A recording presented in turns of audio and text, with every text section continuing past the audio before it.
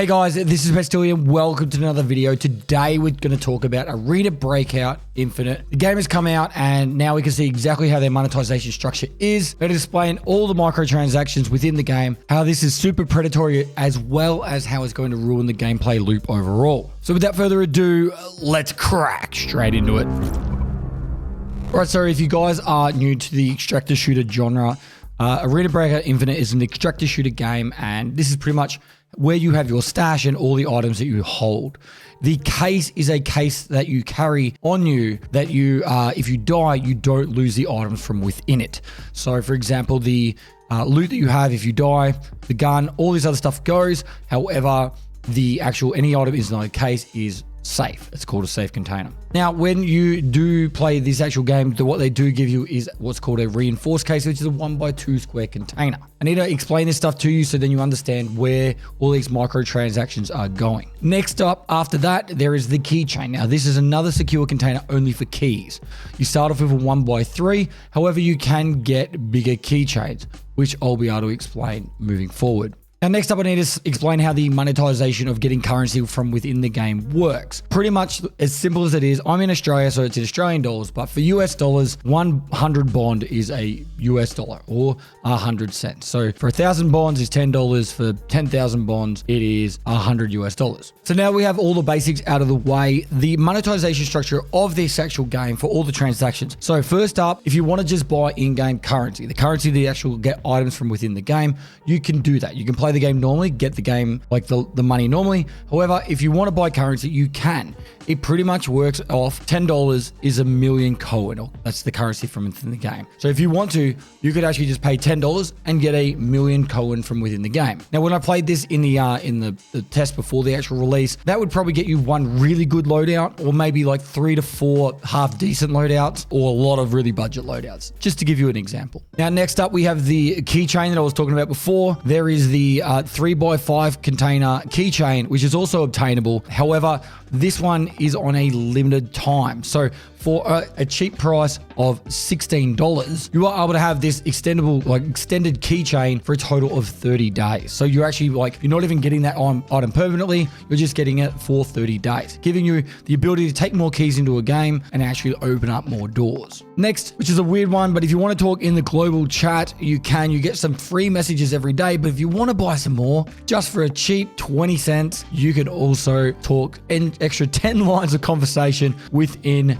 the actual game itself. Now, last but not least, there is the secure container. So if you wanted to get the 2x3 secure container instead of just getting the one that you obtain by just playing the game normally, and have the extra storage space for when you die, you save extra stuff, then you can purchase that one for a total of $10 for 30 days. So realistically, if you wanted to get a secure container, the largest one available, plus the largest keychain, you're looking at about $26 a month just to have the keychain and also the largest secure container, which is not obtainable by any other means within the game except for using your real money. Now, we'll state that is at this stage. There might be events in the future that unlock it or some sort of way that you'll obtain it, but as we know as for right now, that is the only way you can obtain it right now. Now, the last thing is you can actually get a monthly subscription for $5, and this will also give you ability to have extra storage space within the actual your actual storage area. You'll get an extra 300 market listings, which is the flea market or the auction house, as well as you can put a extra 8 things up at a time. So not only is it making it easier for you to make money, but if you don't have this, then you're going to struggle being able to make money because you won't be able to sell that as much on the flea market or the auction house every week. So that would be chucking another $5 onto your monthly subscription, I guess, of being able to play this game at the highest level of $31 a month. Now that we have covered all the actual transactions within the game and you understand that, I want to actually talk about how this becomes really predatory in itself. The way the actual game works, and this could have changed, but from the playtest, and it was damn obvious when I was doing the playtest, there are a lot of tasks in the game. There's about 60 tasks when I played in the playtest. I'm sure there's more now. They're very simple. You literally just go to a barn and then you extract or you survive and you've done that quest. And it gives you quite a lot of money. As you're doing all these easy quests, you've got a good cash flow of money coming into the game. Hey, I don't really need to spend any money. I can just do some quests, get some gear from looting and get out, and that will get me through. However, once you run out of tasks, you really are reliant on that actual auction house or flea market, as well as the PvP loot and items that you find from within the game. Now, people were doing a pretty decent deep dive during all the play tests of how the loot was working, and they pretty much made it that if you were to be good enough to survive in the higher roller or the high tier runs or maps, you would actually have to survive on average 75% of your games just to break even on a million coin kit. Now, there's heaps of Reddit posts, you can go back and look for them, but this was already a red flag for a lot of people, including myself. Now, if you didn't know, there is actually just like the normal base like level of entry that you can go into a map, but there's also a higher one that you can pay for to get into. So what this means is you need to have a better loadout and more money to go into there and try and get that better loot. And what this all leads to is a heap of fear of missing out. So for example, if you don't play the game for a little bit, but your mates are getting into that area, you'll need to pay some money to be able to keep up with your mates that are playing all day. Say you've got a job, you're working 40 hours a week, and you come home each day, but your mate doesn't have a job or he works part-time, and you want to do all these high roller like maps with him. I'll just chuck up $5, just chuck $10 here. I'll have a good enough kit. I can do a few games for you tonight. This is all working towards that whole predatory mobile game kind of system. On top of that, there's going to be leaderboards to prove that you're the best at the game. How are you going to become the best at the game? You're going to have the best gear, aren't you? So yeah, sure, maybe if you are the actual best at the game, you'll be able to actually go in there and keep consistently having the best gear. But it's clear that the better gear is going to make it so you survive better, which means you get higher on those leaderboards.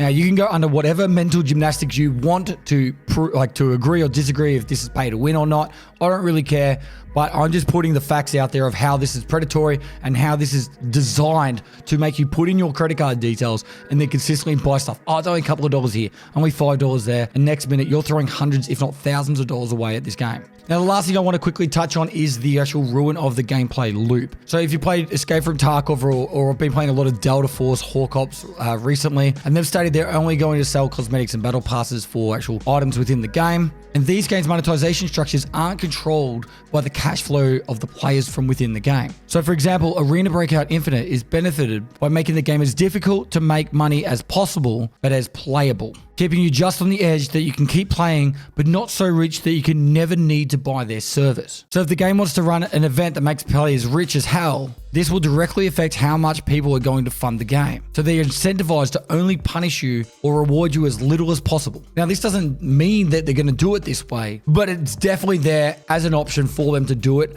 And it's got all the signs that they will do it this way. Using those missions early, get you hooked into the game, and then you playing it. Now, obviously my voice is cooked and I can't talk much more. I'm probably going to get reviewed, bombed, and hate comments and all this about how my opinion is on this game. I don't really care. I just want to put all the facts that I think of it out there. I have chucked probably about 30, 40 hours into the playtest into this game. I won't be playing it. I actually do think the game itself is very well made. It runs really well. And if you want to just get in there and do some PvP, it can be really fun. However, with all this stuff, plus I don't really have the same drive for playing this game. I don't really feel like there's that much progression or things that really keep me hooked into the game. The PvP is fun, but it's like jump in, do a little bit, and that's it for me. So it's not really a game that I'm super keen to dive into. All I can say is Delta Force Hawk Ops, I've been having an absolute blast with, and they've said that they're going to do cosmetics, and I really do hope they stick to that because they're still owned by the same umbrella of Tencent. And it'll be a real disappointment if they went down the same path as this. But from the recent interview with them that I had, they said they're going to do cosmetics only and a battle pass for more cosmetics. So let's hope it stays something like that. That's all I've got for this video. Like and comment. Let me know what you think. I'm not going to read the comments because I know there's already going to be people saying,